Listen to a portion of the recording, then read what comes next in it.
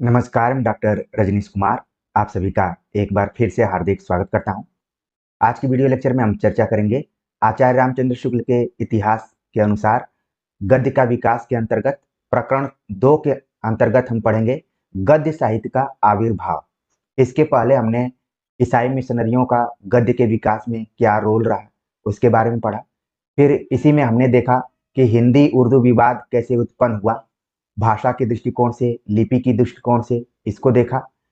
इसी समय हिंदी गद्य के विकास को लेकर कई पत्र पत्रिकाओं का संपादन किया गया और कुछ पत्रिकाएं ज़्यादा देर तक नहीं चली, बंद भी हो गई, उनको भी हमने देखा। साथ में हमने देखा कि हिंदी गद्य के विकास को लेकर जो प्रमुख व्यक्तित्व रहे, खासतौर से राजा शिव प्रसाद सितारे हिंद, राजा राम मोहन राय जैसे व्यक्तित्वों ने कैसे विकास करने का प्रयास किया। बीच में सर सैयद अहमद खां और अन्य कैसे हिंदी को पीछे रखने की कोशिश किए और उर्दू को उसको केंद्र में रखना चाहे, जिसमें कि गारसद तासी के योगदानों को भी हमने देखा कि किस तरीके से उन्होंने उर्दू का पक्ष लिया। तो प्रिय विद्यार्थियों, ये सभी जो स्टोरी है, ये स्टोरी आपके एग्जाम हॉल में काम में आएंगी। मान लीजिए क्वेश्चन पूछ लिया जाता है कि हिंदी की आलोचना या फिर हिंदी को पीछे रखने की योजना या फिर उर्दू का पक्ष कौन लिया था, तो ये स्टोरी सुने रहेंगे तो आप तुरंत बता देंगे कि गारसाद तासी लिया था। ठीक है, इसी तरीके से हमारा पूरा प्रयास रहता है कि कठिन से कठिन विषय को आपको आसानी से बता दिया जाए। इस वीडियो लेक्चर को आपको देखना कब है, क्योंकि आपकी परीक्षाएं लगातार नज़दीक आती जा रही हैं, तो आप एमसीक्यू जरूर कीजिए, लेकिन जितने वक्त की ये वीडियो है उतना समय निकाल कर जरूर देखिए, क्योंकि हमारा जो बनाने का उद्देश्य है इसलिए कि हमने पिछले साल के क्वेश्चन पेपर को देखा है, आप लोगों ने भी देखा होगा। तो यहाँ से कई प्रश्न पूछे जा रहे हैं, हर साल पूछे जा रहे हैं 4 से 5 प्रश्न, तो आप प्रैक्टिस सेट कीजिए, लेकिन ये सब्जेक्टिव तौर से भी जानकारी रखिए ताकि इसमें से नया प्रश्न कोई बने तो आप जरूर वहां पर बढ़त बना लें। ये बढ़त बनाने वाली वीडियो है, न सिर्फ यूजीसी नेट के लिए बल्कि यूपी टीजीटी पीजीटी आदि परीक्षाओं के लिए भी महत्वपूर्ण है। तो चलते हैं, बात करते हैं कि कैसे गद्य साहित्य का आविर्भाव हुआ और उस जमाने में जो दो राजाओं की बात की गई पिछले वीडियो लेक्चर में कि वो मैदान में आ खड़े हुए या फिर मैदान में आ गए और कैसे हिंदी गद्य का विकास करने का प्रयास उन्होंने किया था। तो आचार्य रामचंद्र शुक्ल लिखते हैं कि किस प्रकार हिंदी के नाम से नागरी अक्षरों में उर्दू ही लिखी जाने लगी थी, इसकी चर्चा बनारस अखबार के संबंध में कर आए हैं। संवत 1913 में अर्थात बलवे के एक वर्ष पहले राजा शिव प्रसाद शिक्षा विभाग के इंस्पेक्टर पद पर नियुक्त हुए। तो इस तथ्य को ध्यान में रखना है कि राजा शिव प्रसाद सितारे हिंद जो कि शिक्षा विभाग में इंस्पेक्टर पद पर नियुक्त हुए थे, उस समय और दूसरे विभागों के समान शिक्षा विभाग में भी मुसलमानों का जोर था, जिनके मन में भाषापन का डर बराबर समाया रहता था। वे इस बात से डरा करते थे कि कहीं नौकरी के लिए भाषा संस्कृत से लगाव रखने वाली हिंदी न सीखनी पड़े। ये देखिए किस तरीके से भाषा को लेकर भी लोगों के मन में डर रहता है, जैसे वर्तमान समय में हिंदी और अंग्रेजी को आप देख सकते हैं। उस जमाने में उर्दू पढ़ने वाले लोगों को हिंदी से थोड़ा सा डर था कि कहीं इसको भी माध्यम बना दिया जाएगा तो हमें न चाहते हुए भी हिंदी सीखना पड़ेगा। इस डर को आप देख रहे हैं यहाँ पर। तो शुक्ल जी लिखते हैं आगे, अतः उन्होंने पहले तो उर्दू के अतिरिक्त हिंदी की पढ़ाई की व्यवस्था का घोर विरोध किया। उनका कहना था कि जब अदालती कामों में उर्दू ही काम में लाई जाती है तब एक और जबान का बोझ डालने से क्या लाभ। भाखा में हिंदुओं की कथा वार्ता आदि कहते सुन वे हिंदी को गंवारी बोली भी कहा करते थे। इस परिस्थिति में राजा शिव प्रसाद को हिंदी की रक्षा के लिए बड़ी मुश्किल का सामना करना पड़ा। तो देख रहे हैं कि किस तरीके से हिंदी का विरोध हो रहा था, उसमें राजा शिव प्रसाद सितारे हिंद अकेले मोर्चा संभाले हुए थे। हिंदी का सवाल जब आता तब मुसलमान उसे मुश्किल जबान कहकर विरोध करते। अतः राजा साहब के लिए उस समय यही संभव दिखाई पड़ा कि जहां तक हो सके ठेठ हिंदी का आश्रय लिया जाए, जिसमें कुछ फारसी अरबी के चलते शब्द भी आए। यानी कि राजा शिव प्रसाद सितारे हिंद ने देखा कि हिंदी का पुरजोर विरोध हो रहा है, तो उन्होंने कोशिश किया कि ऐसी हिंदी का प्रयोग किया जाए जो ठेठ हिंदी हो, यानी कि संस्कृत निष्ठ हिंदी न हो, आम बोलचाल की भाषा हो, जिसको कि आगे उन्होंने आम फाम की भाषा का नाम दिया हुआ है। तो उसमें कुछ फारसी अरबी के शब्दों को उन्होंने शामिल किया। आप देखेंगे पिछले साल के क्वेश्चन पेपर में पूछा गया है कि राजा शिव प्रसाद सितारे हिंद की जो हिंदी थी उसमें फारसी अरबी शब्दों का प्रयोग किया गया था या फिर नहीं किया गया था। इसी तरीके से ऑप्शन बनते हैं, या तो पॉजिटिव में रहेंगे या तो निगेटिव में रहेंगे। तो जब आप चीजों को जानते रहेंगे, स्टोरी को समझे रहेंगे, तो किसी तरीके से प्रश्न पूछा जाए, चाहे घुमाकर इधर से पूछा जाए चाहे इधर से पूछा जाए, आप तुरंत वहां पर कर लेंगे। तो आपके मन में बैठ रहा होगा कि जिस हिंदी को लेकर राजा शिव प्रसाद सितारे हिंद आगे बढ़ रहे थे वो ठेठ हिंदी थी। तो चूंकि वो समय था उर्दू वालों का समय था, उर्दू जो पढ़ता था उसको तुरंत नौकरी मिल जाती थी, तो इस बीच कुछ शब्दों का प्रयोग उन्होंने हिंदी में भी किया, अरबी फारसी शब्दों का। कैसे शब्द थे? जो चलते शब्द थे, यानी कि जो प्रयोग में आते रहते थे। जैसे हम लोग भी कई बार अरबी फारसी शब्दों का प्रयोग करते हैं लेकिन पता नहीं चलता है कि वो क्या, क्योंकि हमारे दैनिक जीवन में। आगे लिखते हैं कि उस समय साहित्य के कोर्स के लिए पुस्तकें नहीं थी। राजा साहब स्वयं तो पुस्तकें तैयार करने में लग ही गए, पंडित श्रीलाल और पंडित वंशीधर आदि अपने कई मित्रों को भी उन्होंने पुस्तकें लिखने में लगाया। ये देखिए टर्निंग पॉइंट्स है, यानी कि शुरुआती हिंदी में पुस्तकें लिखने का प्रयास किया तो राजा शिव प्रसाद सितारे हिंद ने किया। कई बार लोग गलती में राजा शिव प्रसाद सिंह बोल देते हैं। शिव प्रसाद सिंह आगे एक साहित्यकार जरूर रहे आधुनिक काल में, लेकिन ध्यान में रखिए राजा शिव प्रसाद सितारे हिंद इनका पूरा नाम है। इन्होंने शुरुआत में हिंदी की पुस्तकें तैयार की और अपने दो मित्रों के साथ पंडित श्रीलाल और पंडित वंशीधर, इन तीनों ने मिलकर हिंदी की पुस्तकें तैयार की। आगे लिखते हैं कि राजा साहब ने पाठ्यक्रम में उपयोगी कई कहानियां आदि लिखी, जैसे राजा भोज का सपना, वीर सिंह का वृत्तांत, आलसियों को कोड़ा इत्यादि। यानी किताबों का नाम यहाँ पर देख लीजिए, राजा भोज का सपना, वीर सिंह का वृत्तांत, आलसियों का कोड़ा। संवत 1909 और 1919 के बीच शिक्षा संबंधी अनेक पुस्तकें हिंदी में निकली, जिनमें से कुछ का उल्लेख किया जाता है। आगे लिखते हैं कि पंडित वंशीधर ने, जो आगरा नॉर्मल स्कूल के मुदर्रिस थे, हिंदी उर्दू का एक पत्र निकाला जिसके हिंदी कॉलम का नाम भारत खंडामृत और उर्दू कॉलम का नाम आबे हयात था। प्रिय विद्यार्थियों, अगर यूजीसी नेट के पुराने क्वेश्चन पेपर को देखेंगे आप, जस्ट अभी दिसंबर 2023 जून 2023 का, तो ये प्रश्न आया हुआ है, इसको इंपॉर्टेंट करके नोट कर लीजिए।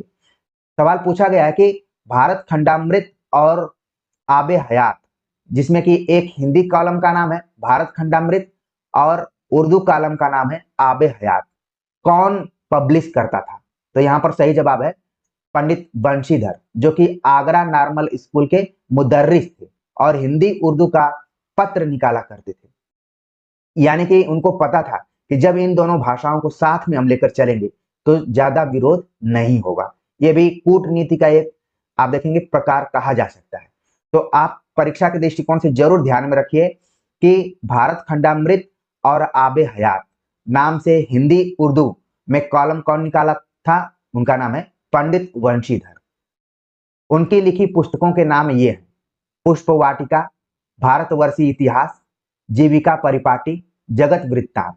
ये चार यहाँ पर पुस्तकों के नाम दिए गए हैं। ये चारों आपके एग्जाम के लिए काफी महत्वपूर्ण है, क्योंकि एग्जाम में आप देख रहे हैं कि 5 ऑप्शन तक भी जा रहा है। तो इन चारों का नाम देकर और कूट वाइज पूछा जा सकता है कि इसमें से कौन है कौन सा नहीं। सही उत्तर तक हमें पहुंचना है। तो आप ध्यान में रखिए कि वंशीधर न सिर्फ हिंदी उर्दू में पत्र निकाले, बल्कि उन्होंने कुछ पुस्तकों को लिखा भी, जिसमें कुछ अनुदित पुस्तकें भी हैं। पुष्प वाटिका, भारतवर्षीय इतिहास, जीविका परिपाटी, जगत वृत्तांत। इसके बाद जो दूसरे व्यक्ति हैं, पंडित श्रीलाल ने संवत 1909 में पत्र मालिका बनाई।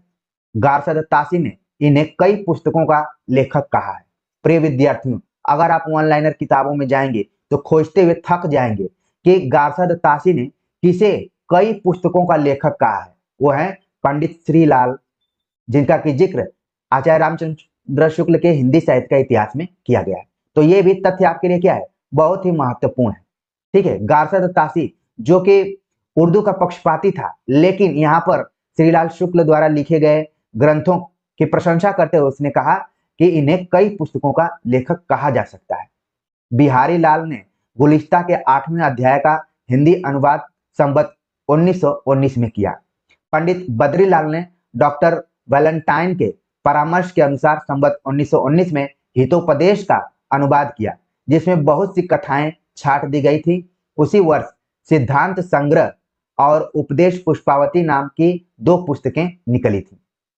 तो यहाँ पर आप देख रहे हैं कि पंडित श्रीलाल, पंडित बद्रीलाल, पंडित बंशीधर, इन्होंने हिंदी की पुस्तकों को तैयार किया और हिंदी गद्य का भी विकास किया।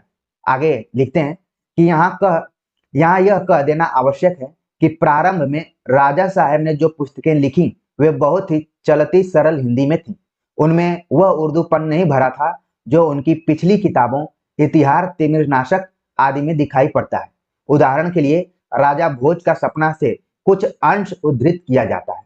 तो यहाँ पर राजा भोज का सपना जो है, ये राजा शिव प्रसाद सितारे हिंद की पुस्तक है, उसका यहाँ पर उदाहरण दिया गया है। वह कौन सा मनुष्य है जिसने महाप्रतापी महाराज भोज का नाम न सुना हो। उसकी महिमा और कीर्ति तो सारे जगत में व्याप रही है। बड़े बड़े महिपाल उसका नाम सुनते ही कांप उठते हैं और बड़े बड़े भूपति उनके पांव पर अपना सिर नवाते हैं। सेना उसकी समुद्र के तरंगों का नमूना और खजाना उसका सोने चांदी और रत्नों की खान से भी दूना। उसके दान ने राजा कर्ण को लोगों के जी से भुलाया और उसके न्याय ने विक्रम को भी लजाया।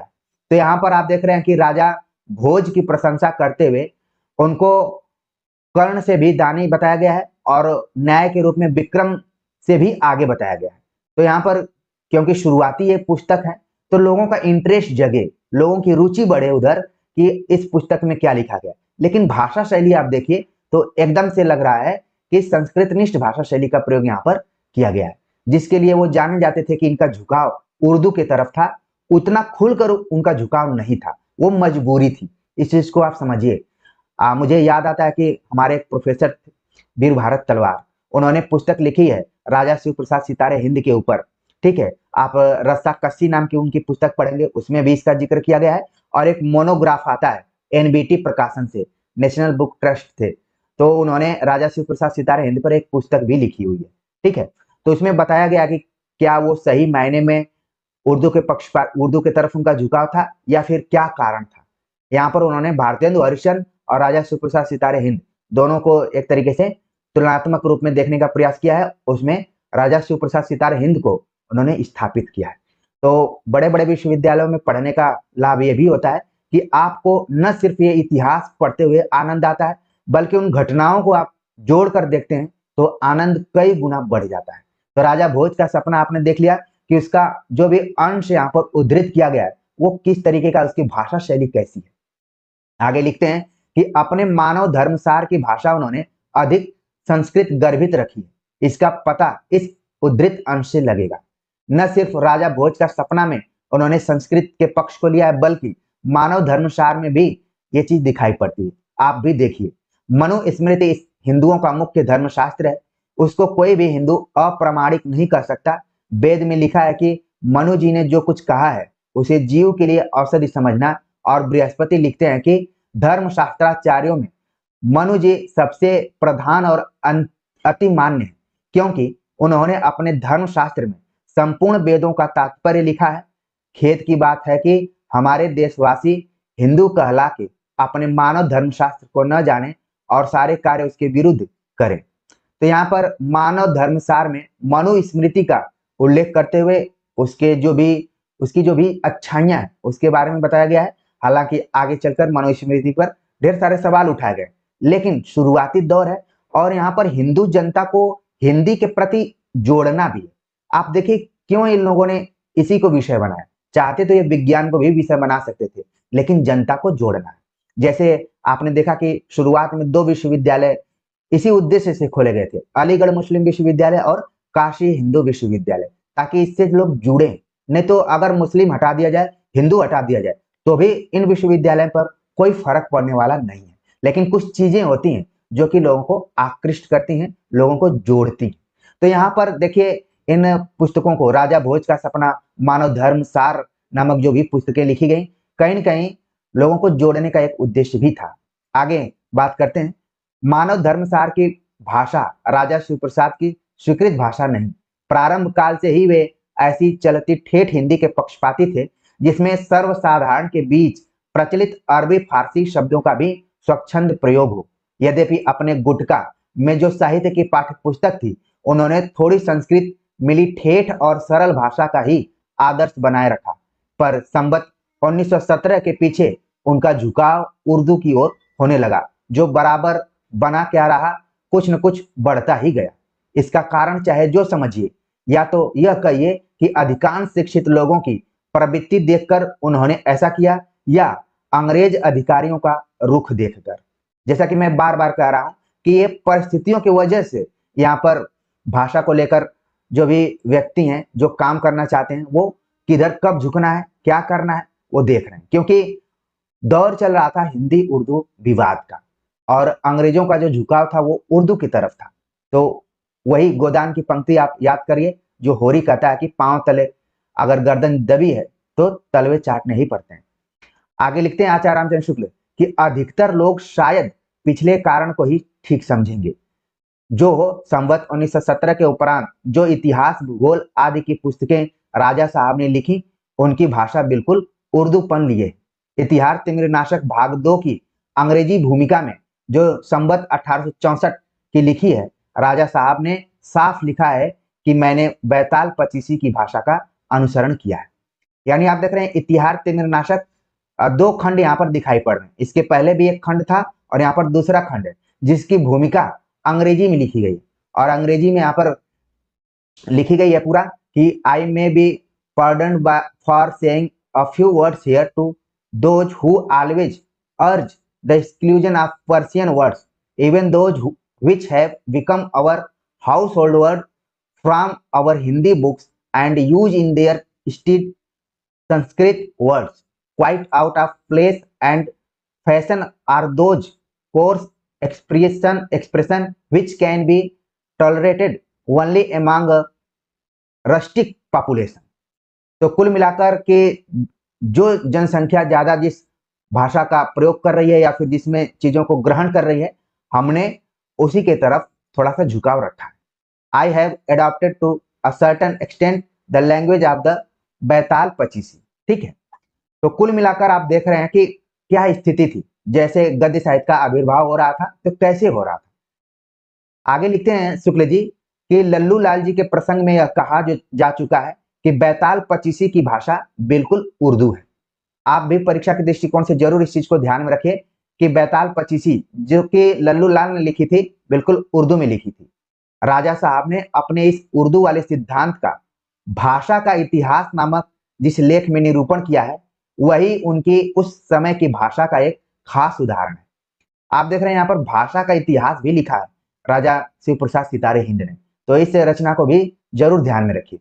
कैसे लिखते हैं वो, हम लोगों को जहां तक बन पड़े चुनने में उन शब्दों को लेना चाहिए कि जो आम फहम और खास पसंद हो, अर्थात जिनको ज्यादा आदमी समझ सकते हैं और जो यहाँ के पढ़े लिखे आलिम फाजिल पंडित विद्वान की बोलचाल में छोड़े नहीं गए, और जहां तक बन पड़े हम लोगों को हरगिज गैर मुल्क के शब्द काम में न लाने चाहिए और न संस्कृत की टकसाल कायम करके नए नए ऊपरी शब्दों के सिक्के जारी करने चाहिए, जब तक कि हम लोगों को उसके जारी करने की जरूरत न साबित हो जाए, अर्थात यह कि उस अर्थ का कोई शब्द हमारी जबान में नहीं, यह जो है अच्छा नहीं है, या कविताई की जरूरत या इल्मी जरूरत या कोई और खास जरूरत साबित हो जाए। तो यहाँ पर आप देख रहे हैं कि भाषा का इतिहास लिखते हुए राजा शिवप्रसाद सितारे हिंद ने जो बातें यहाँ पर कही हैं, कई बार हमने देखा है कि ये परीक्षाओं में पूछी जा चुकी है कि वो आम फहम और खास पसंद के एक तरीके से समर्थक के रूप में थे, और कह रहे हैं कि जब तक किसी शब्द की जरूरत ना पड़े अनावश्यक रूप से उसका यूज नहीं करना है, जैसे कि संस्कृत निष्ठ शब्दों के तरफ उन्होंने कहा है। आम फहम बोलचाल के भाषा का उन्होंने समर्थन किया था। आगे लिखते हैं कि भाषा संबंधी जिस सिद्धांत का प्रतिपादन राजा साहब ने किया है, उसके अनुकूल उनकी यह भाषा कहाँ तक ठीक है, पाठक आप समझ सकते हैं। आम फहम, खास पसंद, इल्मी जरूरत, जनता के बीच प्रचलित शब्द कदापि नहीं। फारसी के आलिम फाजिल चाहे ऐसे शब्द बोलते हो, पर संस्कृत हिंदी के पंडित विद्वान तो ऐसे शब्दों से कोसों दूर हैं। चाहे किसी देश के साहित्य का संबंध उस देश की संस्कृति परंपरा से होता है। यहाँ पर देखिए एक कोटेशन इंपॉर्टेंट है आपकी परीक्षा के दृष्टिकोण से। लिखते हैं कि किसी देश के साहित्य का संबंध उस देश की संस्कृति परंपरा से होता है। अतः साहित्य की भाषा उस संस्कृति का त्याग करके नहीं चल सकती। भाषा में जो रोचकता या शब्दों में जो सौंदर्य का भाव रहता है वह देश की प्रकृति के अनुसार होता है।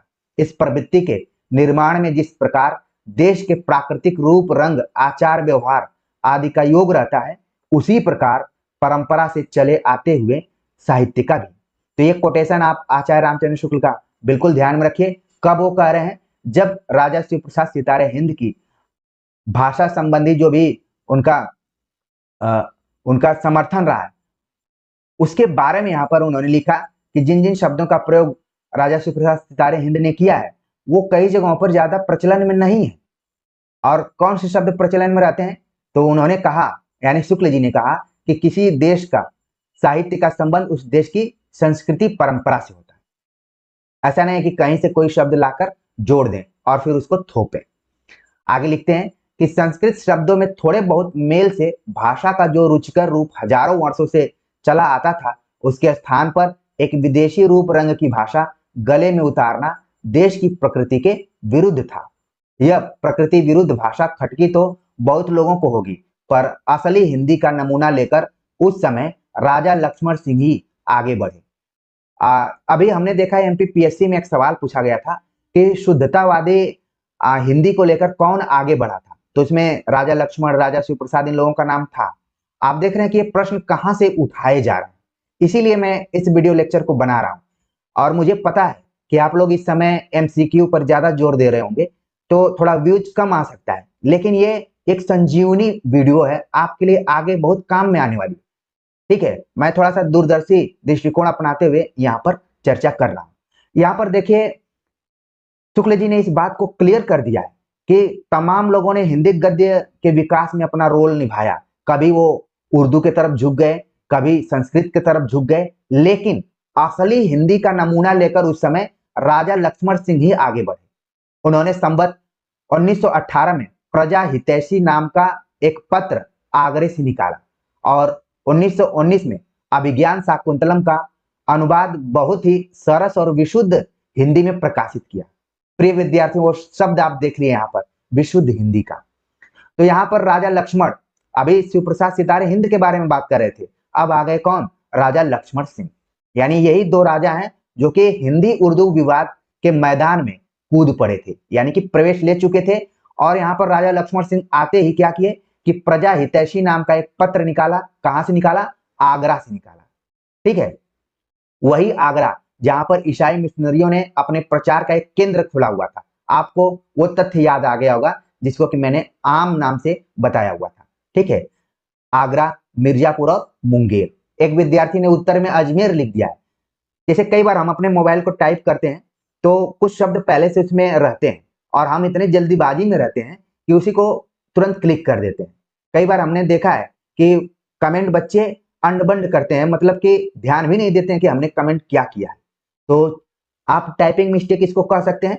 उससे बड़ा है कि जो टाइप करने वाला है उसकी भी गलती। खैर, यहाँ पर देखिए राजा लक्ष्मण सिंह की एंट्री होती है। उनका एक अखबार आता है आगरा से जिसका नाम है प्रजा हितैषी। इस अखबार के नाम को ध्यान में रखिए, किसका हित? प्रजा का, यानी कि जो यहाँ की जनता, प्रजा हितैषी। ऐसे नाम नहीं रख दिया गया कि जैसे आजकल अंग्रेजी में नाम रख दिए जाते हैं बच्चों के, ऐसा नहीं है। यहाँ पर कोई न कोई उद्देश्य है। और फिर इसके बाद अभिज्ञान शाकुंतलम का उन्होंने अनुवाद किया, यानी संस्कृत अभिज्ञान शाकुंतलम का हिंदी में अनुवाद किया। वो भी अनुवाद कैसा रहा? सरस और विशुद्ध हिंदी में प्रकाशित किया। इस पुस्तक की बड़ी प्रशंसा हुई और भाषा के संबंध में मानो फिर से लोगों की आंख खुली। राजा साहब ने उस समय इस प्रकार की भाषा जनता के सामने रखी। अब ये कौन राजा साहब है? ये राजा लक्ष्मण। ठीक है, देखिए कई बार पूछा जाता है कि अभिज्ञान शाकुंतलम का अनुवाद कब किया गया था। तो जैसे 1861, 1862 इस तरीके से आते हैं। तो यहाँ पर आप देख लीजिए संवत 1919 दिया गया। ठीक है, तो उसमें से 57 घटा लीजिए, जो भी आएगा आपका आंसर हो जाएगा। यहाँ पर जो भी अनुवाद किया था वो कैसे किया था इसको देखते हैं। अनुसुईया, अगर आप अभिज्ञान शाकुंतलम पढ़े होंगे तो अनुसुईया, प्रियंवदा, शकुंतला, दुष्यंत, कर्ण, ये सब पात्र हैं। अनुवाद देखिए कितना अच्छा किया गया है। अनुसुईया हौले प्रियंवदा से, मतलब धीरे से कहती है, सखी मैं भी इस सोच विचार में हूं, अब इससे कुछ पूछूंगी। प्रकट, महात्मा तुम्हारे मधुर वचनों के विश्वास में आकर मेरा जी यह पूछने को चाहता है कि तुम किस राजवंश के भूषण हो और किस देश की प्रजा को विरह में व्याकुल छोड़ यहाँ पधारे हो। क्या कारण है जिससे तुमने अपने कोमल गात को कठिन तपोवन में आकर पीड़ित किया है। यानी वो प्रसंग उस समय का है जब दुष्यंत वहां पर बैठा हुआ है और लोगों को लग रहा है कि इसको तो अच्छे से राजपाट चलाना चाहिए, तो राजकुमार राजा की तरह देख रहा है, दिखाई दे रहा है, लेकिन ये क्यों यहाँ पर बैठा हुआ है अपने कोमल गात, मतलब एकदम से जिसको हम बोले सुकुमार शरीर जिसकी होती है, वो अगर तपस्या कर रहा है। कई बार चुनाव के मौसम में ये चीजें दिखाई पड़ती हैं कि बड़े बड़े नेता जो कि एसी से बाहर नहीं निकलते हैं, लेकिन चुनाव में कोई गेहूं काटता हुआ दिखाई पड़ जाता है, कोई धान रोपता हुआ दिखाई पड़ जाता है, कोई झाड़ू लगाते हुए दिखाई पड़ जाता है। तो समय समय की बात है। यहाँ पर जो प्रसंग है अनुसुईया प्रियंवदा से पूछती है, तो ये अनुवाद किया गया। ऐसा कहीं से नहीं लग रहा है कि बहुत ये कठिन हिंदी है। ठीक, आगे है, यह भाषा ठेठ और सरल होते हुए भी साहित्य में चिरकाल में व्यवहृत संस्कृत के कुछ रसिक शब्द लिए हुए रघुवंश के गद्यानुवाद के प्राकथन में राजा लक्ष्मण सिंह ने भाषा के संबंध में अपना मत स्पष्ट शब्दों में प्रकट किया है। कैसे प्रकट किया है इस चीज को आपको ध्यान रखना है। हम लोग कोटेशन याद कर लेते हैं कि ये राजा लक्ष्मण का है, लेकिन उन्होंने कहां पर कहा है? रघुवंश के गद्यानुवाद के प्राक कथन में, यानी कि भूमिका में कहा है। ठीक है, भूमिका में क्या कहा है? ये कोटेशन कई बार परीक्षाओं में पूछा जा चुका है कि हमारे मत में हिंदी और उर्दू दो बोली न्यारी न्यारी है। कई बार तो इतना ही दूर तक पूछ लिया जाता है कि ये किसका कोटेशन है, तो ये है राजा लक्ष्मण का। और किसमें है ये? इन्होंने रघुवंश की भूमिका में इस बात को कहा है। यानी कि राजा लक्ष्मण जो थे अभिज्ञान शाकुंतलम का तो अनुवाद किए ही, साथ में कालिदास के अन्य ग्रंथों को भी उन्होंने अनुदित करने का प्रयास किया है। उसी में बात कही उन्होंने कि हमारे मत में हिंदी और उर्दू दो बोली न्यारी न्यारी है, मतलब अलग अलग है। हिंदी इस देश के हिंदू बोलते हैं और उर्दू यहाँ के मुसलमान और पारसी पढ़े हुए हिंदुओं की बोलचाल है। हिंदी में संस्कृत के पद बहुत आते हैं, उर्दू में अरबी फारसी के, परंतु कुछ अवश्य नहीं है कि अरबी फारसी के शब्दों के बिना हिंदी न बोली जाए और न हम उस भाषा को हिंदी कहते हैं जिसमें अरबी फारसी के शब्द भरे हों। तो ये स्पष्ट विचार किसका है? राजा लक्ष्मण का। आप देखेंगे राजा श्री प्रसाद सितारे हैं जो कि शिक्षा विभाग में इंस्पेक्टर थे, क्योंकि वो सरकारी कामकाज में लिप्त थे तो बहुत ज्यादा खुलकर नहीं बोल पा रहे, लेकिन राजा जो लक्ष्मण है ये तो स्पष्ट रूप से बता दिए कि अगर आप चाहते हैं कि हिंदी भाषा का विकास हो, गद्य का विकास हो, तो ये जरूरी नहीं कि इसमें अरबी फारसी के शब्द भरे हों, आप संस्कृत के बहुत से शब्दों को ले सकते हैं। आगे बात करते हैं रामचंद्र शुक्ल कि अब भारत की देश भाषाओं के अध्ययन की ओर इंग्लैंड के लोगों का भी ध्यान अच्छी तरह जा चुका था। उनमें जो अध्ययनशील और विवेकी थे, जो अखंड भारतीय साहित्य परंपरा और भाषा परंपरा से अभिज्ञ हो गए थे, उन पर अच्छी तरह प्रकट हो गया था कि उत्तरीय भारत की असली स्वाभाविक भाषा का स्वरूप क्या है। इन अंग्रेज विद्वानों में फ्रेडरिक पिंकार्ट का स्मरण हिंदी प्रेमियों को सदा बनाए रखना चाहिए। तो आपको भी एग्जाम तक फ्रेडरिक पिंकार्ट जो है उनको याद रखिए कि उनका क्या रोल रहा है। आचार्य रामचंद्र शुक्ल लिखते हैं कि इनका जन्म संवत 1893 में इंग्लैंड में हुआ। उन्होंने प्रेस के कामों का बहुत अच्छा अनुभव प्राप्त किया और अंत में लंदन की प्रसिद्ध एलन एंड कंपनी, जिसको कि WH Allen and company 13 Waterloo Place Pall Mall SW एक जगह का नाम दिया गया कि विशाल छापे खाने के मैनेजर हुए। यानी फ्रेडरिक पिंकार्ट जो थे वो इंग्लैंड के रहने वाले थे, इनको प्रेस के कामों में काफी अनुभव था और ये एक जो बड़ा सा छापा खाना था, प्रेस था, उसके मैनेजर नियुक्त हुए। वहीं वे अपने जीवन के अंतिम दिनों के कुछ पहले तक शांतिपूर्वक रहकर भारतीय साहित्य और भारतीय जनहित के लिए बराबर उद्योग करते रहे। यानी फ्रेडरिक पिंकार्ट जिनका देश हमारे ऊपर शासन कर रहा था, लेकिन वो यहाँ के लोगों के बारे में क्या सोच रहे हैं, यहाँ के लोगों के बारे में सोच रहे हैं कि भारतीय साहित्य और भारतीय जनहित के लिए लगातार वो काम कर रहे थे, इसीलिए हिंदी प्रेमियों को उनको लगातार याद रखना चाहिए। आगे लिखते हैं कि संस्कृत की चर्चा पिंकाट साहब लड़कपन से ही सुनते आते थे। इसमें उन्होंने बहुत परिश्रम के साथ उसका अध्ययन किया। इसके उपरांत उन्होंने हिंदी और उर्दू का अभ्यास किया। इंग्लैंड में बैठे ही बैठे उन्होंने इन दोनों भाषाओं पर ऐसा अधिकार प्राप्त कर लिया कि इनमें लेख और पुस्तकें लिखने लगे और अपने प्रेस में छपाने लगे। यद्यपि उन्होंने उर्दू का भी अच्छा अभ्यास किया था, पर उन्हें इस बात का अच्छी तरह निश्चय हो गया था कि यहाँ की परंपरागत प्रकृति भाषा हिंदी है, अतः जीवन भर ये उसी की सेवा और हित साधना में तत्पर रहे। उनके हिंदी लेखों, कविताओं और पुस्तकों की चर्चा आगे चलकर भारतेंदु काल के भीतर की जाएगी। तो यहाँ पर संक्षेप में फ्रेडरिक पिंकाट के बारे में आचार्य रामचंद्र शुक्ल ने लिखा है और उनका जो रुझान है उसको भी साफ तौर पर जाहिर कर दिया है कि किस तरीके के थे पिंकाट, जो कि अंग्रेजी के भी अच्छे जानकार थे, संस्कृत के भी अच्छे जानकार थे और हिंदी उर्दू के भी अच्छे जानकार थे। संयोग से जो भी विद्यार्थी जेएनयू से एमए कर रहे होंगे उनको भी 6 महीने तक उर्दू पढ़ना पड़ता है। ठीक है, ये वहां का ट्रेंड है। जितने भी अंतर विरोधी भाषाएं थी, हिंदी, उर्दू, तमिल, इन सबको जोड़कर एक सेंटर बनाया गया और इसी बहाने हम एक दूसरे की संस्कृति से मिलते जुलते हैं या फिर परिचित होते हैं। यहाँ पर देखिए पहले किस तरीके के विद्वान हुआ करते थे कि जो इस तरीके से नौकरी के लिए नहीं पढ़ते थे या फिर कोई इनको जॉब मिल जाए इसके लिए नहीं पढ़ते थे, बल्कि उनका कुछ न कुछ उद्देश्य रहता था। यहाँ पर देखिए अंग्रेज भी कुछ अच्छे व्यक्तित्व के थे या फिर अच्छे स्वभाव के थे जिन्होंने यहाँ के लिए काम किया है। आगे लिखते हैं कि संवत 1947 में उन्होंने उपयुक्त एलन कंपनी से संबंध तोड़ा और गिलबर्ट एंड रिविंगटन नामक विख्यात व्यवसाय कार्यालय में पूर्वी मंत्री नियुक्त हुए। उक्त कंपनी की ओर से एक व्यापार पत्र आइन सौदागरी उर्दू में निकलता था, जिसका संपादन पिंकाट साहब करते थे। ये चीज आपको ध्यान में रखिए, आइन सौदागरी पूछा जा सकता है कि किस भाषा में निकलता था और इसका संपादन कौन करते थे, पिंकाट साहब करते थे। तो इस चीज को ध्यान में रखिए। उन्होंने उसमें कुछ पृष्ठ हिंदी के लिए भी रखे। हालांकि आइन सौदागरी जो पत्र था उर्दू में निकलता था, लेकिन पिंकाट साहब का हिंदी के प्रति जो प्रेम था वो बरकरार था, तो उसमें कुछ पेज उन्होंने ऐड कर दिया था। कहने की आवश्यकता नहीं कि हिंदी के लेख वे ही लिखते थे।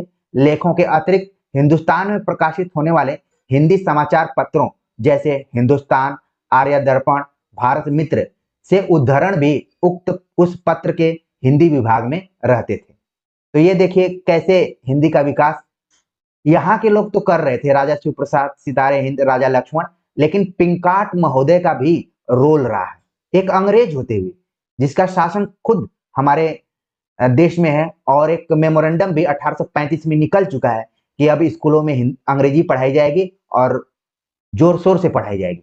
उस बीच पिंकाट का ये काम बड़ा ही सराहनीय लग रहा है, आप लोगों को भी लग रहा होगा। आगे लिखते हैं कि भारत का हित वे सच्चे हृदय से चाहते थे। देखिए मान लीजिए इतना ही दूर तक आ जाए तो आप किसके बारे में सोचेंगे? आप वन लाइनर किताबों को खोजते रह जाएंगे, विद्वानों के नोट्स को लेकर पलटते रह जाएंगे, लेकिन नहीं समझ पाएंगे। लेकिन इस वीडियो के माध्यम से आप समझ जाएंगे कि भारत का हित वे सच्चे हृदय से चाहते थे। रामचंद्र शुक्ल ने यह बात किसके संदर्भ में कही है? ये बात कही है फ्रेडरिक पिंकाट के संबंध में। इस चीज को आप नोट कर लीजिए। यहाँ पर राजा लक्ष्मण सिंह, भारतेंदु हरिश्चंद्र, प्रताप नारायण मिश्र, कार्तिक प्रसाद खत्री इत्यादि हिंदी लेखकों से उनका बराबर हिंदी में पत्र व्यवहार रहता था। उस समय के प्रत्येक हिंदी लेखक के घर में पिंकाट साहब के 2-4 पत्र मिलेंगे। हिंदी के लेखकों और ग्रंथकारों का परिचय इंग्लैंड वालों को वहां के पत्रों में लेख लिखकर वे बराबर दिया करते थे। संवत 1957 यानी कि सन 1815 में वे रिया घास की खेती का प्रचार करने हिंदुस्तान में आए, पर साल भर से कुछ ऊपर ही यहाँ रह पाए थे कि लखनऊ में उनका देहांत हो गया। ये देखिए टर्निंग पॉइंट यहाँ पर जन्म हुआ फ्रेडरिक पिंकाट का इंग्लैंड में, लेकिन उनका निधन कहाँ पर हो गया? लखनऊ में हो गया। ये इंपॉर्टेंट पॉइंट है। यही सवाल, छोटा सवाल भी आ जाएगा कि फ्रेडरिक पिंकाट जो कि हिंदी के लिए बहुत योगदान दिए और तमाम पत्र पत्रिकाओं का संपादन किए। फला फला साहित्यकारों से उनका पत्र व्यवहार होता था। उनका निधन कहाँ हुआ? उनका निधन हो गया लखनऊ में। कब हुआ? 7 फरवरी 1896 में। उनका शरीर भारत की मिट्टी में ही मिला। ये संयोग की ही बात है कि जो व्यक्ति हिंदी के लिए अपने जीवन को समर्पित कर दिया था, उसका देहांत भी हिंदी पट्टी के एक बेहतरीन जगह जो कि लखनऊ के नाम से है, वहां पर हुआ। तो इस चीज को आप समझिए कि बीच में फ्रेडरिक पिंकार्ट के बारे में आचार्य रामचंद्र शुक्ल ने चर्चा की और कहा कि भारत का हित वे सच्चे हृदय से चाहते थे, जैसे मैं आप सभी लोगों का हित सच्चे हृदय से चाहता हूं। यहाँ पर कोई इस तरीके की बनावटी चीज नहीं है कि लगे ही नहीं कि हम आपके साथ जुड़े हुए हैं। वो सब आप लोग जान रहे होंगे कि कितना यहाँ पर गर्मी, जाड़ा, बरसात जो भी है, सब में हम एक समान रहते हुए आपकी परीक्षा तक लगातार कोशिश करते हैं कि आपको उस मंजिल तक पहुंचाया जाए। न सिर्फ यूजीसी नेट बल्कि जितनी भी परीक्षाएं हैं नौकरी वाली, उसमें भी। तो ये सच्चा हृदय, बार बार क्यों सच्चे हृदय की बात की जा रही है? हृदय तो सबके पास है, लेकिन आप लोग उस चीज को समझ पा रहे होंगे कि सही मायने में सच्चा हृदय क्या है। तो फ्रेडरिक पिंकार्ट बेहतरीन व्यक्ति थे और जो कुछ घटनाएं घटी उनके बारे में आप समझ गए। उनका देहांत कहाँ हो गया? लखनऊ में हो गया। आगे लिखते हैं रामचंद्र शुक्ल कि संवत 1919 में जब राजा लक्ष्मण सिंह ने शकुंतला नाटक लिखा, तब उसकी भाषा देख वे बहुत ही प्रसन्न हुए और उसका एक बहुत सुंदर परिचय उन्होंने लिखा। बात यह थी कि यहाँ के निवासियों पर विदेशी प्रकृति और रूप रंग की भाषा का लादा जाना वे बहुत अनुचित समझते थे, क्योंकि वो प्रोग्रेसिव अंग्रेज थे। उनको लगता था कि भाषा या फिर कोई वेशभूषा किसी के ऊपर लादना नहीं चाहिए। अपना यह विचार उन्होंने अपने उस अंग्रेजी लेख में स्पष्ट रूप से व्यक्त किया है, जो उन्होंने बाबू अयोध्या प्रसाद खत्री के खड़ी बोली का पद्य की भूमिका के रूप में लिखा था। जैसा कि पिछले वीडियो लेक्चर में आपने देखा कि एक व्यक्ति थे अयोध्या प्रसाद खत्री, जो कि खड़ी बोली पद्य का आंदोलन चला रहे थे और कहा जाता है कि वो एक झंडा लेकर चलते थे। साइकिल से मान लीजिए चल रहे हैं तो उसमें झंडा लगा लेते थे, जैसे आजकल चुनावी पार्टियों में लोग लगा कर जाते हैं। उस जमाने में अयोध्या प्रसाद खत्री एक बड़े अलग ढंग के व्यक्ति थे, जिसको मैं बोलूं कि पागलपन सवार इनके मन में था खड़ी बोली में पद्य लिखने को लेकर। जब ये खड़ी बोली पद्य का आंदोलन चला रहे थे, उस जमाने में ब्रज भाषा में पद्य लिखा जा रहा था। ठीक है, शुरुआत में खड़ी बोली में पद्य नहीं लिखे जा रहे थे। यहाँ तक कि भारतेंदु हरिश्चंद्र को भी देखेंगे आप, तो उन्होंने कहा कि जब वो खड़ी बोली में कविताएं लिख रहे हैं तो भौड़ी सी कविताएं उनको लग रही हैं, मतलब खराब लग रहे हैं, इसलिए वो आप देखें कि उर्दू और ब्रज भाषा में लिखते थे। ये तो महावीर प्रसाद द्विवेदी जब आए तो उन्होंने कहा कि अब वक्त आ गया है कि खड़ी बोली गद्य और पद्य दोनों की भाषा हो जाए, दोनों का माध्यम हो जाए।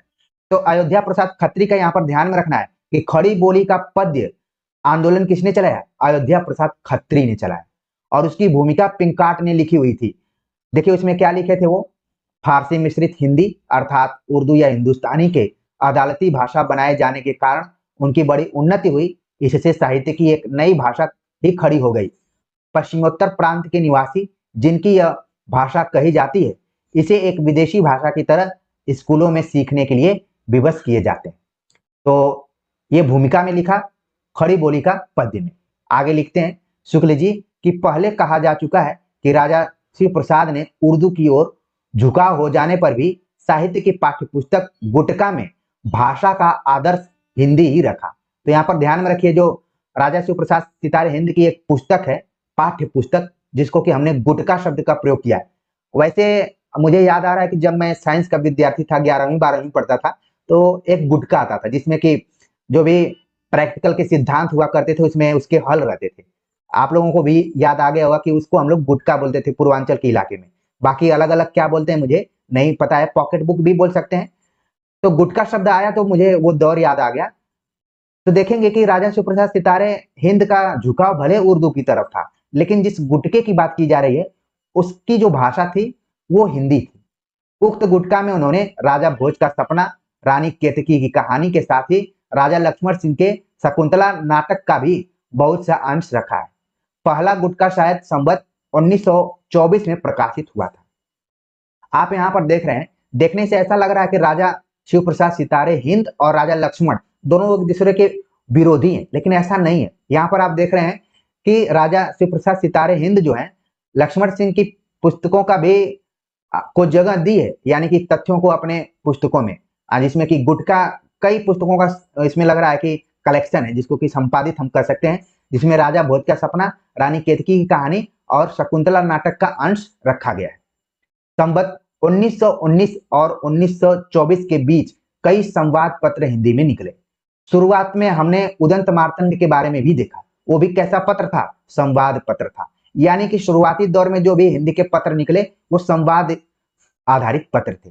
प्रजा हितैषी का उल्लेख हो चुका है, शुक्ल जी कह रहे हैं कि जाहिर सी बात है उल्लेख हो चुका है, आपके दिमाग में भी आ गया होगा कि किसने संपादित किया था, कहां से किया था। संवत 1920 में लोक मित्र नाम का एक पत्र ईसाई धर्म प्रचार के लिए आगरे से निकला था। प्रजा हितैषी जहां आगरा से निकला, वहीं एक दूसरा पत्र आप देख रहे हैं लोक मित्र। ये अखबार क्यों, ये समाचार पत्र क्यों निकला? क्योंकि ईसाई धर्म का प्रचार करना था और ये भी आगरा से निकला, जिसकी भाषा शुद्ध हिंदी होती थी। लखनऊ से जो अवध अखबार उर्दू निकलने लगा था, उसके कुछ भाग में हिंदी के लेख भी रहते थे। तो यहाँ पर आप देखिए बीच बीच में पत्र पत्रिकाओं का भी उल्लेख किया जा रहा है, जो कि आपके एग्जाम के लिए बहुत ही महत्वपूर्ण है। प्रजा हितैषी आगरा से, लोकमित्र आगरा से, अवध अखबार लखनऊ से। तो याद करने की ज्यादा जरूरत ही नहीं है, अवध लखनऊ का पार्ट जो है उसी को बोला जाता है। लेकिन ये किस भाषा में निकलता था? उर्दू में निकलता था। ये चीज आपको ध्यान में रखना है। लेकिन परिस्थितियां बदलने के कारण उसमें कुछ हिंदी के भी लेख जुड़ने लगे। आगे लिखते हैं रामचंद्र शुक्ल कि जिस प्रकार इधर संयुक्त प्रांत में राजा शिव प्रसाद शिक्षा विभाग में रहकर हिंदी की किसी न किसी रूप में रक्षा कर रहे थे, उसी प्रकार पंजाब में बाबू नवीन चंद्र राय महाशय कर रहे थे। यहाँ पर एक और घटना घटती है कि हिंदी पट्टी में जहां राजा शिव प्रसाद सितारे हिंद, राजा लक्ष्मण, फ्रेडरिक पिंकार्ट इंग्लैंड से रहते हुए फिर लखनऊ आना जाना उनका लगा रहा, लेकिन अहिंदी भाषा क्षेत्र पंजाब में एक व्यक्ति का बड़ा रोल रहा है। वो व्यक्ति कौन है? बाबू नवीन चंद्र राय। वो क्या कर रहे थे? संवत 1920 और 1937 के बीच नवीन बाबू ने भिन्न भिन्न विषयों की बहुत सी हिंदी पुस्तकें तैयार की और दूसरों से तैयार कराई। यह पुस्तकें बहुत दिनों तक वहां कोर्स में रही। पंजाब में स्त्री शिक्षा का प्रचार करने वालों में ये मुख्य थे। बाबू नवीन चंद्र राय सामान्य व्यक्ति नहीं है। जहां पर इनका हिंदी के प्रति झुकाव था, वहीं दूसरी तरफ हिंदी की तरह ही भारतीय समाज में स्त्रियों की भी स्थिति थी, उनका भी वो ख्याल रखते थे, उनका भी प्रचार कर रहे थे। शिक्षा प्रचार के साथ साथ समाज सुधार आदि के उद्योग में भी बराबर रहा करते थे। ईसाइयों के प्रभाव को रोकने के लिए किस प्रकार बंगाल में ब्रह्म समाज की स्थापना हुई, उसका उल्लेख पहले हो चुका है। नवीन चंद्र ने ब्रह्म समाज के सिद्धांतों के प्रचार के उद्देश्य से समय समय पर कई पत्रिकाएं भी निकाली। यानी कि नवीन चंद्र राय जो कि ब्रह्म समाज का भी उन्होंने प्रचार प्रसार किया, उसके सिद्धांतों का प्रचार प्रसार किया। संवत 1924 यानी 1867 में उनकी ज्ञानदायिनी पत्रिका निकली, जिसमें शिक्षा संबंधी तथा साधारण ज्ञान विज्ञान लेख भी रहा करते थे। तो इस पत्र को जरूर ध्यान में रखिए, जिसको कि नवीन चंद्र राय ने निकाला था, ज्ञानदायिनी पत्रिका। यहां पर यह कह देना आवश्यक है कि शिक्षा विभाग द्वारा जिस हिंदी गद्य के प्रचार में ये सहायक हुए, वह शुद्ध हिंदी गद्य था।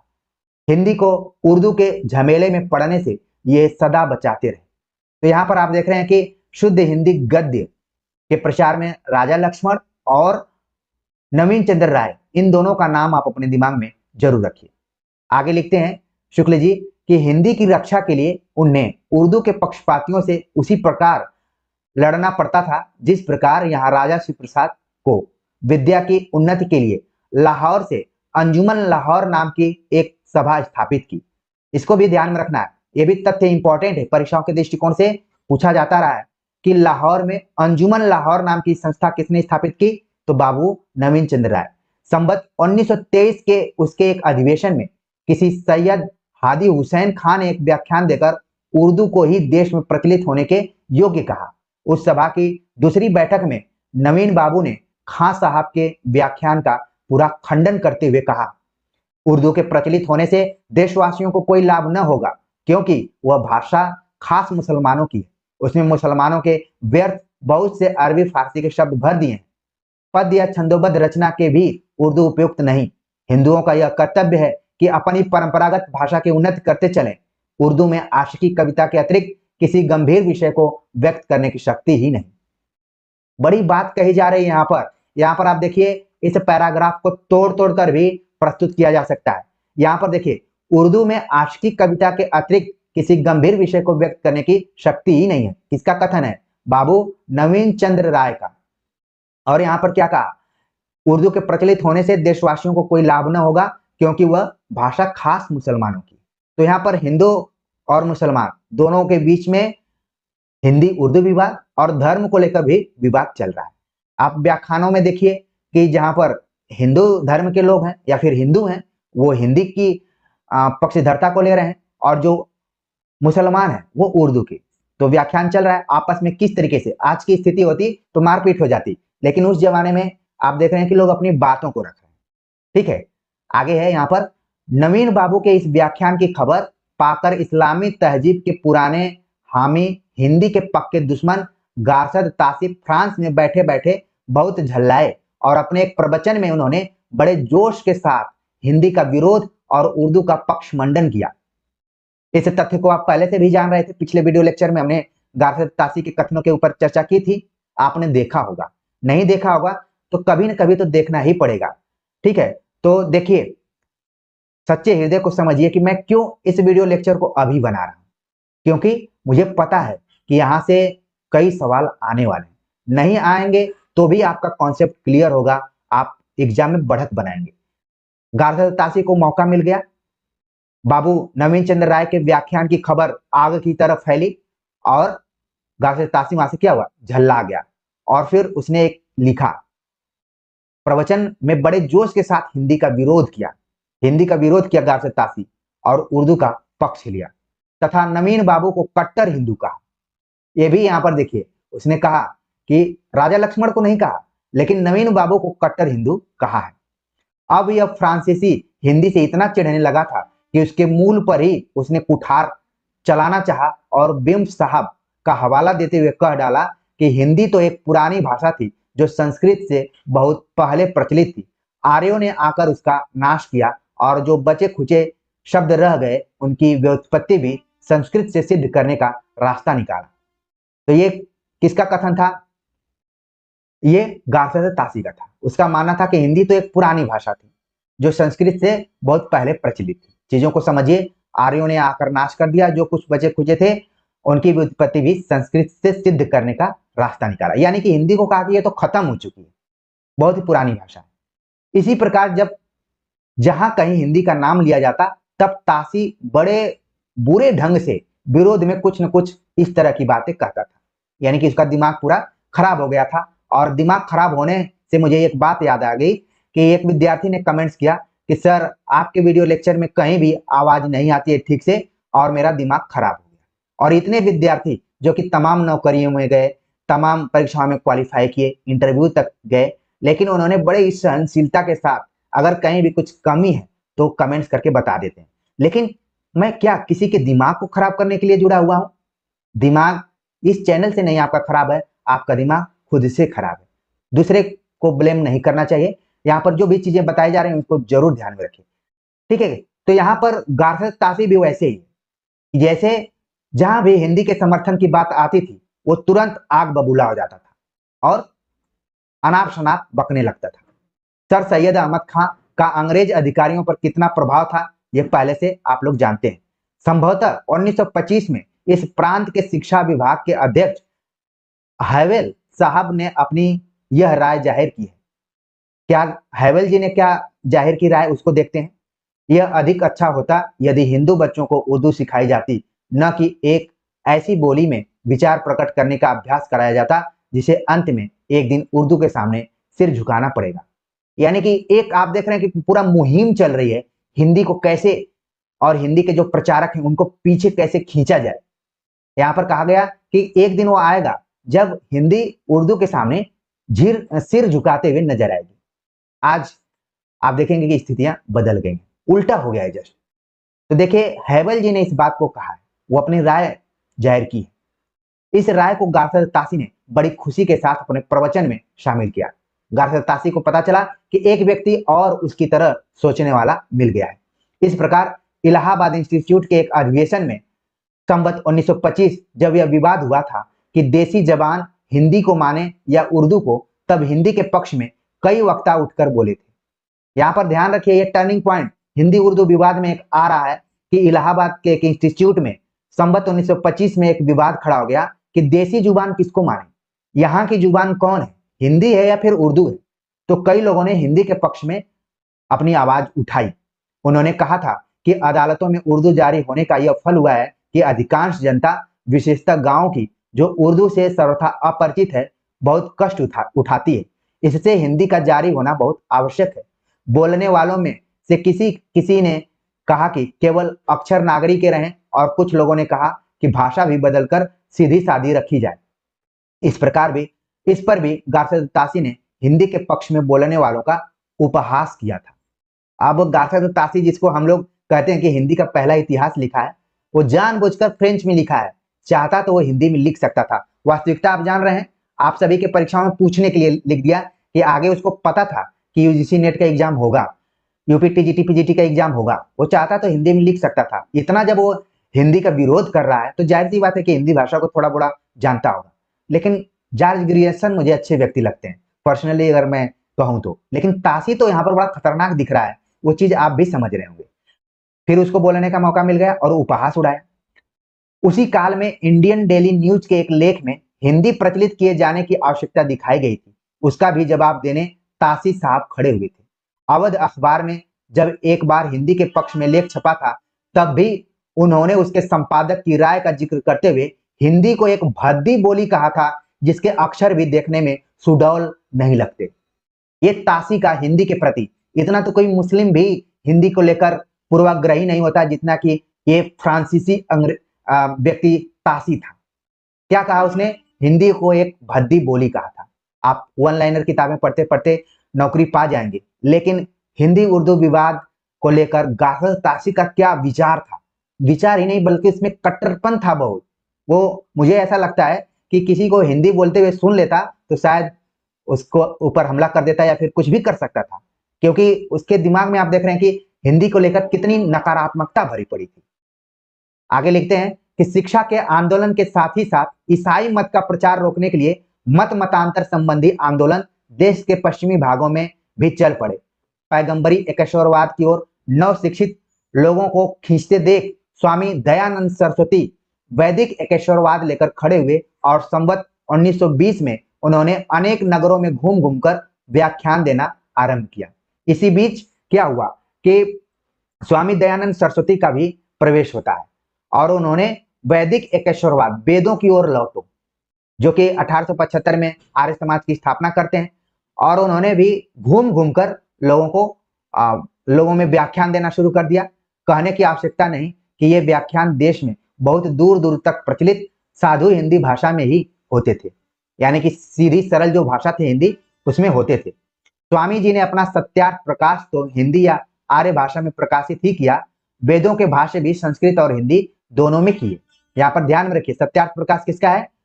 दयानंद सरस्वती का है, हिंदी में है। साथ में उन्होंने वेदों के भाष्यों को भी संस्कृत से हिंदी में रूपांतरित किया। स्वामी जी के अनुयायी हिंदी को आर्य भाषा कहते थे। ये देखिए इंपॉर्टेंट कोटेशन यहाँ पर, आर्य भाषा को हिंदी कौन कहते थे? जो स्वामी जी के अनुयायी थे, भक्त थे, उनको फॉलो करने वाले थे, वो लोग कहते थे। स्वामी जी ने संवत 1922 में आर्य समाज की स्थापना की और सब आर्य समाजियों के लिए हिंदी या आर्य भाषा का पढ़ना आवश्यक ठहराया। यहाँ पर एक व्यक्तिगत प्रयास करने का यहाँ पर प्रयास किया है स्वामी दयानंद सरस्वती ने, कि लोगों से आग्रह किया कि आप लोग भी हिंदी को पढ़िए। संयुक्त प्रांत के पश्चिमी जिलों और पंजाब में आर्य समाज के प्रभाव से हिंदी गद्य का प्रचार बड़ी तेजी से हुआ। पंजाबी बोली में लिखित साहित्य न होने से और मुसलमानों के बहुत अधिक संपर्क से पंजाब वालों की लिखने की पढ़ने की भाषा उर्दू हो रही थी। आज जो पंजाब में हिंदी की पूरी चर्चा सुनाई देती है, इन्हीं की बदौलत है। किसके बदौलत है? स्वामी दयानंद सरस्वती के। इस चीज को ध्यान में रखिए। हो सकता है कि यहाँ से सवाल पूछा जाए, खासतौर से वो हमारे विद्यार्थी जो पंजाब से जुड़े हुए हैं, वो एक बार जरूर कमेंट्स करेंगे कि पंजाब के किस इलाके से हैं। एक बार मुझे पंजाब जाने का मौका मिला था, बीच में तो चंडीगढ़ पड़ गया। इसके बाद मैं कालका जी गया हुआ था। एक कालका जी वहां पर है, अरुणा आसिफ अली कॉलेज करके, जिसमें कि मुझे एक लेक्चर देना था। ठीक है, मैं उस समय पीएचडी का विद्यार्थी था, तो यहाँ पर गया हुआ था। अरुणा आसिफ अली महाविद्यालय से अगर कोई विद्यार्थी जुड़े हैं तो एक बार जरूर कमेंट्स कीजिए, हालांकि इतनी पहुंच नहीं हुई होगी अभी, लेकिन आपको ध्यान में रखना है कि आज जो पंजाब में हिंदी की पूरी चर्चा सुनाई देती है वो किसकी बदौलत है? वो है दयानंद सरस्वती और आर्य समाजियों के वजह से। आगे लिखते हैं कि संवत 1910 के लगभग ही विलक्षण प्रतिभाशाली विद्वान पंडित श्रद्धाराम फुलौरी के व्याख्यानों और कथाओं की धूम पंजाब में आरंभ हुई। जालंधर के पादरी गोकुलनाथ के व्याख्यानों के प्रभाव से कपूरथला नरेश महाराज रणवीर सिंह ईसाई मत की ओर झुक रहे थे। पंडित श्रद्धाराम जी तुरंत संवत 1920 में कपूरथला पहुंचे और उन्होंने महाराज के सब संशयों का समाधान करके प्राचीन वर्णाश्रम धर्म का ऐसा सुंदर निरूपण किया कि सब लोग मुग्ध हो गए। पंजाब के सब छोटे बड़े स्थानों में घूमकर पंडित श्रद्धाराम जी उपदेश और वक्तृताएं देते आते और तथा रामायण महाभारत आदि की कथाएं सुनाते। उनकी कथाएं सुनने के लिए दूर दूर से लोग आते और सहस्त्रों आदमियों की भीड़ लगती थी। यानी कि आप देख रहे हैं कि पंजाब में बाबू नवीन चंद्र राय के अलावा आप देख रहे हैं कि स्वामी दयानंद सरस्वती और श्रद्धाराम फुलौरी, ठीक है, जिनका कि उपन्यास भी भाग्यवती है, आप पढ़े होंगे, या फिर हिंदी उपन्यासों में जो प्रथम उपन्यास का विवाद है उसमें उसका नाम आता है। तो उसके पहले श्रद्धाराम फुलौरी ने कितना मेहनत किया उसको आपको देखना है। यहाँ पर वो घूम घूम कर लोगों को उपदेश सुनाते थे और उनके उपदेश इतना रुचिकर होते थे कि लोग खुद खींचा हुआ जाते थे। जैसे आजकल आप देखते हैं चुनावों में लोग नेताओं के भाषण को सुनने के लिए जाते हैं, ठीक है। उनकी वाणी में अद्भुत आकर्षण था और उनकी भाषा बहुत जोरदार होती थी। अब ये मान लीजिए कोटेशन यहाँ पर आ जाएगा तो किसके बारे में बातें कही जा रही हैं? ये श्रद्धाराम फुलौरी के बारे में बातें कही जा रही हैं। स्थान स्थान पर उन्होंने धर्म सभाएं स्थापित की और उपदेशक तैयार किए। उन्होंने पंजाबी और उर्दू में भी कुछ पुस्तकें लिखी, पर अपनी मुख्य पुस्तकें हिंदी में ही लिखी हैं। अपना सिद्धांत ग्रंथ सत्यामृत प्रवाह, इसको ध्यान में रखिए, सवाल कई बार पूछ लिया जाता है, किसका है? श्रद्धाराम फुलौरी का। उन्होंने बड़ी प्रौढ़ भाषा में लिखा है। वे बड़े ही स्वतंत्र विचार के मनुष्य थे और वेद शास्त्र के यथार्थ अभिप्राय को किसी उद्देश्य से छिपाना अनुचित समझते थे। यहाँ पर आप देख रहे हैं कि आचार्य रामचंद्र शुक्ल की भाषा शैली कितना सरल और सहृदयी हो गई है श्रद्धाराम फुलौरी के कर्मों को देखते हुए, और बड़ा ही मीठी वचन में ये सभी चीजें आचार्य रामचंद्र शुक्ल लिख रहे हैं। लिखते हैं आगे कि इसी से स्वामी दयानंद की बहुत सी बातों का विरोध वे बराबर करते रहे। यद्यपि वे बहुत सी बातें कह और लिख जाते थे जो कट्टर अंधविश्वासियों को खटक जाती थी और कुछ लोग इन्हें नास्तिक तक कह देते थे, पर जब तक वे जीवित रहे सारे पंजाब के हिंदू उन्हें धर्म का स्तंभ समझते रहे। किसको? श्रद्धाराम फुलौरी को। आगे लिखते हैं कि पंडित श्रद्धाराम जी कुछ पद्य रचना भी करते थे। हिंदी गद्य में तो उन्होंने बहुत कुछ लिखा और वे हिंदी भाषा के प्रचार में बराबर लगे रहे। संवत 1924 में उन्होंने आत्मचिकित्सा नाम का एक अध्यात्म संबंधी पुस्तक लिखी, जिसमें संवत 1928 में हिंदी में अनुवाद करके छपाया। इसके पीछे वे तत्व दीपक, धर्म रक्षा, उपदेश संग्रह जो कि इनके व्याख्यानों का संग्रह है, शतोपदेश जो कि दोहे में है, इत्यादि धर्म संबंधी पुस्तकों के अतिरिक्त उन्होंने अपना एक बड़ा जीवन चरित्र लगभग 14,000 पृष्ठ में 1400 पृष्ठ में लिखा था, जो कहीं खो गया। दुर्भाग्य की बात यह है कि 1400 पृष्ठ का जीवन चरित्र उनका कहीं खो गया। ये तो बड़ी चिंता की बात है, लेकिन परीक्षाओं के दृष्टिकोण से आप देखिए यहाँ पर जिन जिन पुस्तकों का उल्लेख किया गया है वो किसके हैं? श्रद्धाराम फुलौरी के। इसके बाद जिस उपन्यास की मैं बात कर रहा था उसकी बारी आ गई। भाग्यवती नाम का एक सामाजिक उपन्यास भी संवत 1934 में उन्होंने लिखा, जिसकी बड़ी प्रशंसा हुई। अपने समय के वे एक सच्चे हिंदी हितैषी और सिद्ध हस्त लेखक थे। ये देखिए कोटेशन भी भ्रम में रखने वाला है। किसके बारे में बात कही जा रही है? ये बात कही जा रही है श्रद्धाराम फुलौरी के बारे में, कि अपने समय के वे एक सच्चे हिंदी हितैषी और सिद्ध हस्त लेखक थे। ठीक है। संवत 1938 में उनकी मृत्यु हुई। जिस दिन उनका देहांत हुआ उस दिन उनके मुंह से सहसा निकला कि भारत में भाषा के लेखक दो हैं, एक काशी में, दूसरा पंजाब में। ये देखिए बड़ा ही इंपॉर्टेंट फैक्ट है आपकी एग्जाम के लिए। कभी भी ये पूछा जा सकता है कि किसने कहा। उनके मरते हुए व्यक्ति के मुंह से ये बात निकल रही है कि भारत में भाषा के दो लेखक हुए, एक काशी में, दूसरा पंजाब में। काशी में कौन? भाषा के लेखक, चाहे वो राजा शिव प्रसाद सितारे हिंद, राजा लक्ष्मण, और दूसरा पंजाब में खुद। परंतु आज एक ही रह जाएगा, ये बात उन्होंने कहकर अपना प्राण त्याग दिया। कहने की आवश्यकता नहीं कि काशी के लेखक से अभिप्राय हरिश्चंद्र से था। यहां पर देखिए, मैं भी आपको क्या बता रहा था और क्या यहां पर आ गया। जो काशी में लेखक थे हरिश्चंद्र, भारतेंदु हरिश्चंद्र को याद करते हुए आखिरी दौर में उन्होंने अपने प्राण को त्यागा और कहा कि भारत में भाषा के दो लेखक थे, एक काशी में जो कि बाबू हरिश्चंद्र थे और दूसरे पंजाब में वो खुद। और उसमें से कौन बच रहा है? एक बच रहा है, वो भारतेंदु हरिश्चंद्र बच रहे हैं। तो ये कोटेशन आप अपने कॉपी में नोट कर लीजिए, ठीक है। चलते हैं आगे, बात करते हैं। पढ़ते पढ़ते कई नई चीजें सीखने को मिल जाती हैं। आगे लिखते हैं रामचंद्र शुक्ल कि राजा शिव प्रसाद आम फाम और खास पसंद भाषा का उपदेश ही देते रहे, उधर हिंदी अपना रूप आप स्थिर कर चली। इस बात में धार्मिक और सामाजिक आंदोलनों ने भी बहुत कुछ सहायता पहुंचाई। हिंदी गद्य की भाषा किस दिशा की ओर स्वभावतः जाना चाहती है, इसकी सूचना तो काल अच्छी तरह दे रहा था, मतलब समय। सारी भारतीय भाषाओं का साहित्य चिरकाल से संस्कृत की परिचित और भावपूर्ण पदावली का आश्रय लेता चला आ रहा था। अतः गद्य के नवीन विकास में उस पदावली का त्याग और किसी विदेशी पदावली का सहसा ग्रहण कैसे हो सकता था, जबकि बंगला, मराठी आदि अन्य देशी भाषाओं का गद्य परंपरागत संस्कृत पदावली का आश्रय लेता हुआ चल पड़ा था। तब हिंदी गद्य उर्दू के झमेले में पड़कर कब तक रुका रहता? सामान्य संबंध सूत्र को त्याग कर दूसरी देशी भाषाओं से अपना नाता हिंदी कैसे तोड़ सकती थी? उनकी सगी बहन होकर एक अजनबी के रूप में उनके साथ वह कैसे चल सकती थी? अभी बात हो रही थी हिंदी, उर्दू, संस्कृत की, लेकिन यहाँ पर कुछ देशी भाषाएं थी जिसमें बांग्ला और मराठी का नाम यहाँ पर लिया जा रहा है और बताया जा रहा है कि ये हिंदी की सगी बहनें, उनसे कैसे कोई अपना संबंध तोड़ सकता है।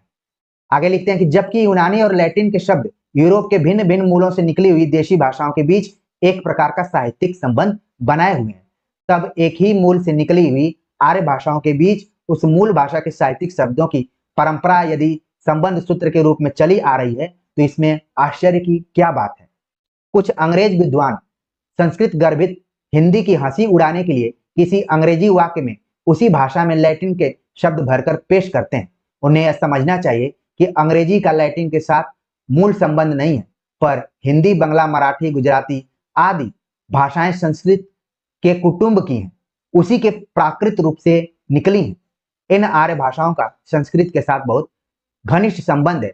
इन भाषाओं के साहित्य की परंपरा को भी संस्कृत साहित्य की परंपरा का विस्तार कह सकते हैं। देश भाषा के साहित्य को उत्तराधिकार में जिस प्रकार संस्कृत साहित्य के कुछ संचित शब्द मिले हैं, उसी प्रकार विचार और भावनाएं भी मिली। विचार और वाणी की इस धारा से हिंदी अपने को विच्छिन्न कैसे कर सकती है? राजा लक्ष्मण सिंह के समय में ही हिंदी गद्य की भाषा अपने भावी रूप का आभास दे चुकी थी। अब आवश्यकता ऐसे शक्ति संपन्न लेखकों की थी जो अपनी प्रतिभा और उद्भावना के बल से उसे सुव्यवस्थित और परिमार्जित करते और उसमें ऐसे साहित्य का विधान करते जो शिक्षित जनता के रुचि के अनुकूल होती। ठीक इसी परिस्थिति में भारतेंदु का उदय हुआ। तो आपने देखा कि गद्य साहित्य का आविर्भाव में हमने तमाम बिंदुओं पर चर्चा करते हुए, तमाम विवादों को देखते हुए आगे बढ़ा और न सिर्फ हिंदी पट्टी में बल्कि हिंदी पट्टी के अतिरिक्त और भी जो क्षेत्र थे, पंजाब, गुजरात, वहां पर भी इसका प्रचार लोगों ने करने का प्रयास किया। और श्रद्धाराम फुलौरी ने अपने अंतिम समय में प्राण त्यागने से पहले उन्होंने कहा कि भाषा के लेखक दो ही हुए, एक तो काशी में हुआ और दूसरा पंजाब में। उसमें से एक आज जा रहा है और एक बच रहा है। लोगों के दिमाग में आया जो बच रहा है वो कौन है? तो वो थे भारतेंदु हरिश्चंद्र। तो आगे के वीडियो लेक्चर में हम बात करेंगे कि हिंदी उर्दू विवाद से निकलते हुए भारतेंदु ने हिंदी गद्य के विकास में अपना रोल किस तरीके से निभाया और क्यों कहा गया कि सन 1873 में हिंदी नए चाल में ढली। तो इन सभी चीजों को हम आगे डिस्कस करेंगे। उम्मीद है कि हमारा ये प्रयास आप सभी को अच्छा लग रहा होगा। आप सभी के मुझे कमेंट्स का इंतजार रहेगा। लगातार इस चैनल से आप जुड़े रहिए।